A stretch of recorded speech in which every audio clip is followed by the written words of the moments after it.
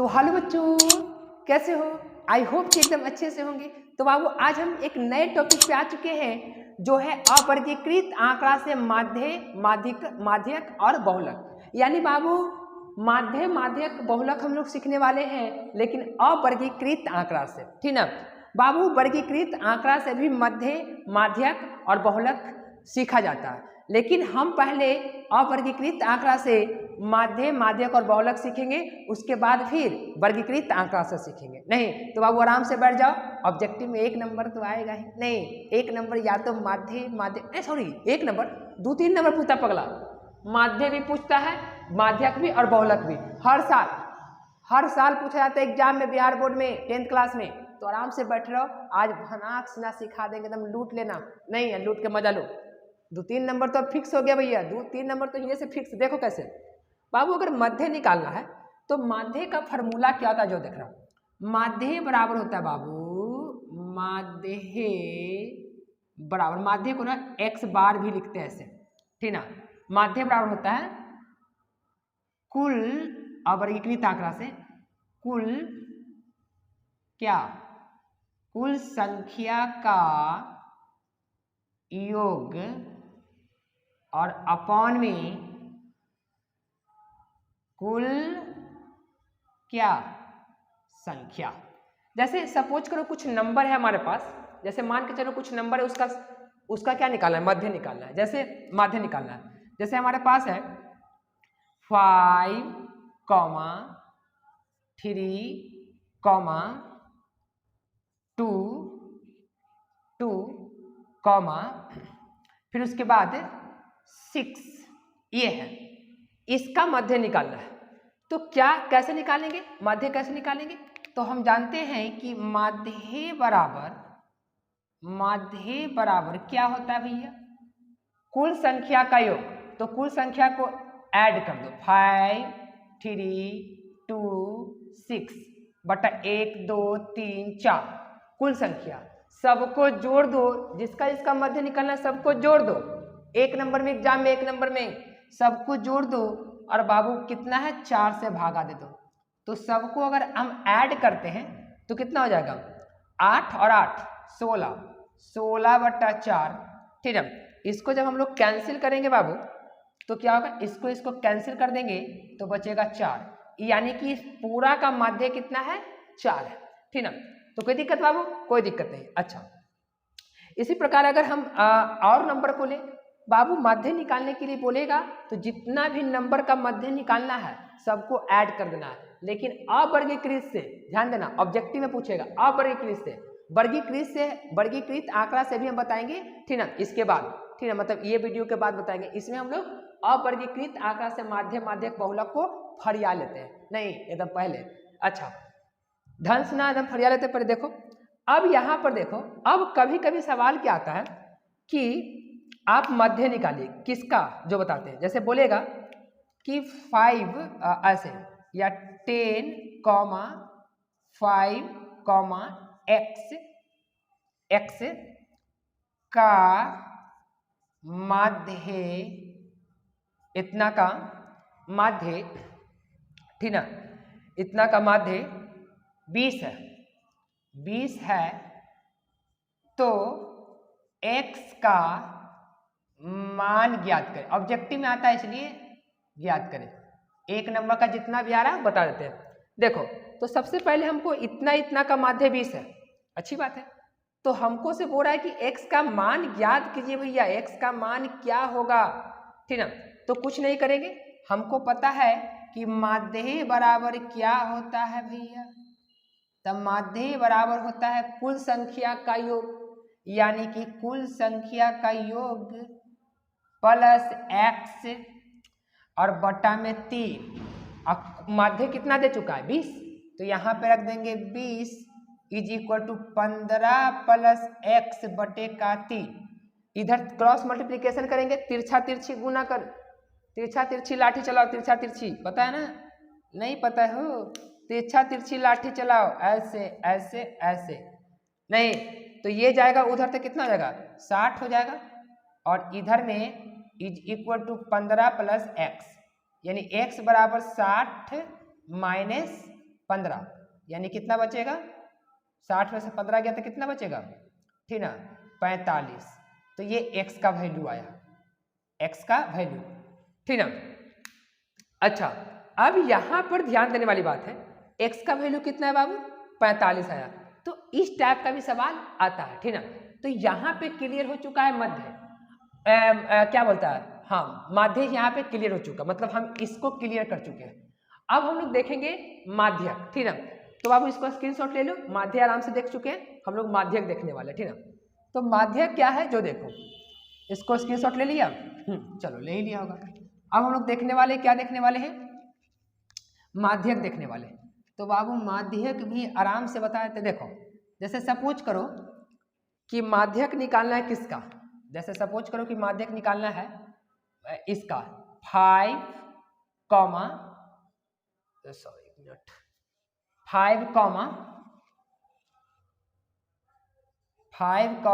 2, 3, 4, 1, 2, कुछ भी लिख लो, 0, 7। ये इसका क्या निकालना है? माध्यक निकालें। क्या निकालें? माध्यक। एग्जाम में रहेगा माध्यक निकालना है, निकालें। कैसे निकालेंगे इसका माध्यक? सबसे पहले क्या करेंगे ना बाबू, इसको या तो अवरोही क्रम में, अब कितना बच्चा इसका माध्यक निकालना होता है ना, तो लबलबा के क्या करता है, हिये से गिनती करने लगता है। नहीं, पहले बाबू आराम से, घर में कोई बैना दिया तो झम से ना खा लेगा, कहाँ से आया नहीं आया है, लबलबाना नहीं है। देखो इधर कैसे, सबसे पहले क्या करना है जो देखो, सबसे पहले इसको बढ़ते क्रम में या घटते क्रम में सरिया लेंगे। पहले चलो हम लोग बढ़ते क्रम में सजाते हैं। सबसे छोटा कौन है? 0। एक काम कर लेते हैं, रेड को नहीं ब्लैक का ही यूज करते हैं। 0, फिर 1 के बाद 2 के बाद 3, अच्छा फिर 3 के बाद 4, फिर 4 के बाद 5 के बाद 7, है ना। 2, 4, 6, 7, 2, 4, 6, 7। अब क्या करना है ना बाबू, जितना इधर से काउंटिंग करो, देखो 3 गो इधर से और 3 गो इधर से छांट दो, 3 गो इधर से छांटो, 3 गो उधर से छांटो, बीच बीचवा में कौन बचा है? 3, यानी इसका माध्यक जो होगा, इसका जो माध्यक होगा वो कितना होगा बाबू? 3 होगा। इसका माध्यक कितना होगा? 3 होगा। कहो कि गुरुजी ठीक है आप तो ऐसे बोल रहे हैं, लेकिन अगर ऐसा रहा तो माध्यक क्या होगा? जैसे 1, 5, 2, 8, 3, इसका मध्य चलिए इसका मध्य आप बताइए, 5, इसका माध्य बताइए। तो इसका माध्य कैसे निकालेंगे? तो फिर इसको पहले क्या करना है? बढ़ते क्रम में सरिया लेना है। तो कैसे सरियाएंगे? पहले 1, तो 1 तो है ही, फिर 2 लिखेंगे, 2 के बाद क्या? 3 लिख देते हैं 3 के बाद कितना है? 2 को 5 है, फिर उसके बाद 8 है, 2, 4, 6, 2, 4, 6। करना क्या है? इधर से गिनती करो, 3 गो इधर से और 3 गो इधर से, बीच में बचा फुक्का, बीच में बचा फुक्का। अब रोएगा थोड़े, फुक्का बच्चा तो फुक्का थोड़े आएगा, कितना बच्चा क्या करेगा? 3 गो इधर से 3 गो इधर से, बीच में तो कुछ बचबे नहीं किया, बीच में तो कुछ बचबे नहीं किया। तो गुरुजी क्या होगा? यहाँ पे तो बीच बीच में बचा था, जैसे देखो 3 गो इधर से 3 गो इधर, लेकिन पहले आरोही यानी कि पहले बढ़ते हुए क्रम में लिख लेंगे, ठीक ना। अच्छा, तो यहाँ पे बाबू जब कुछ नहीं बचता है ना, तो ये जो बगल वाला है ना, ये बगल वाला को दोनों को जोड़ के 2 से भाग देते हैं, 3 + 5 और 2 से भाग देते, यानी बचेगा कितना? कितना हो जाएगा? 8, 2 कट के कितना? 4, यानी कितना आ जाएगा? 4, यानी कि इसका माध्य कितना हो गया? 4 हो जाएगा। बात समझ में आ रहा है ना? तो ये माध्य का कॉन्सेप्ट था, माध्यक का। तो यानी कि हम यहाँ पे माध्यक भी क्या कर दिए? कंप्लीट कर दिए। क्या करना है? सरियाना है, और सरियाना के बाद जितना इधर उतना उधर, बीच में जो बचेगा वही माध्यक, नहीं बचेगा तो किनार, जैसे बीच में यहाँ फुक्का बचा था, इसको दोनों को ऐड करके यानी जोड़कर 2 से भाग दे देंगे। नहीं तो अच्छी बात है, तो ये समझ में आया होगा। चलो अब हम लोग देखते हैं बाबू बहुलक। तो बहुलक बिल्कुल आसान है, ठीक ना। हम लोग देखते हैं बहुलक। बहुलक क्या है? तो बहुलक को बाबू अगर देखा जाए तो बहुत ही आसान है। देखो सबसे पहले तुमको से पूछ दे कि 5, ये तो हर बार एग्जाम में आता है, 5 3 2 1 5, इसका बहुलक निकालें, इसका बहुलक बताओ। तो बाबू इसमें देखो इस आंकड़ा में सबसे ज्यादा बार कौन आया, मतलब सबसे ज्यादा बार कौन आया? तो कहोगे गुरु सबसे ज्यादा बार तो 5 आया, 1 2, तो इसका बहुलक हो जाएगा, इसका बहुलक हो जाएगा 5। जो ज्यादा बार आया है उसको क्या बोलते हैं? 5। ये ऑब्जेक्टिव के लिए बता रहे हैं, 10th क्लास ध्यान दो, ऑब्जेक्टिव एकदम ऑब्जेक्टिव में देगा, आराम से ध्यान में रखो, नोट करते चलो। तो ये बहुलक आ गया, ठीक है। अब हम एक लाइन में आओ देखते हैं जिसका नाम है परिसर। क्या नाम है? परिसर। परिसर भी पूछता है तो बहुलक तो समझ ही गया, जो सबसे ज्यादा बार। चलो एक बार और एग्जाम्पल लेते हैं बहुलक का, एक और एग्जाम्पल लेते हैं बहुलक का। जैसे 7 0 1 7, तो इसमें बहुलक कितना हो जाएगा? तो इसका बहुलक हो जाएगा 7। क्योंकि गुरुजी सपोज कीजिए कि 1 भी रहता तब बहुलक क्या होता? तब बहुलक 7 भी होता, 7 नहीं होता। जो सबसे ज्यादा आता ना, जैसे देखो 1 भी है और 7 भी है, तो दोनों में सबसे बड़ा नंबर कौन है? 7 है, तो यहाँ पे 7 ही होता, 1 नहीं होता। 1 भी 2 बार आया, 7 भी 2 बार, लेकिन जो सबसे बड़ा रहेगा ना वही बहुलक होगा। बस समझ में आ रहा है ना? तो ये बहुलक हो गई। अच्छा अब एक लाइन में और है जिसका नाम है, थोड़ा सा एक लाइन में जो और बताते हैं, जिसका नाम है क्या? जिसका नाम है परिसर। तो यहाँ पे लिखते हैं परिसर, ये भी पूछा जाता है परिसर ऑब्जेक्टिव में। परिसर, परिसर क्या होता है? देखो जैसे बाबू 7 8 10 15, इसका परिसर पूछ रहा है, तो परिसर निकालने के लिए क्या करते हैं? परिसर, परिसर बराबर क्या होता है? बड़ा अंक कौन है एकरा में? 10, छोटा अंक कौन है? 7, यानी बड़ा अंक में से छोटा अंक को घटा दो तो कितना बचेगा? 3। तो ये इसका परिसर निकला, ठीक है। फिर उसी प्रकार देखो बड़ा अंक 10 था, 10, और छोटा अंक कितना था?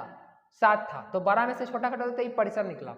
इसी प्रकार अगर 8 10 2 1 रहता तो इसका परिसर कितना हो जाएगा? तो इसका परिसर की अगर बात करें तो कितना हो जाएगा? बड़ा अंक कौन है?